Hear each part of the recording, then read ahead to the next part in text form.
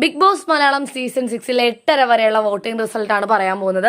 ഒന്നാം സ്ഥാനം ജാസ്മിന് തന്നെയാണ്. 2,39,836 വോട്ടുകളാണ് ജാസ്മിൻ നേടിയിരിക്കുന്നത്. തൊട്ടുപിറകെ അഭിഷേക് ഉണ്ട് രണ്ടാം സ്ഥാനവുമായി. 1,20,173 വോട്ടുകളാണ് അഭിഷേകിന്. മൂന്നാം സ്ഥാനം ശ്രീധുവിനാണ്. 1,06,722 വോട്ടുകളാണ്.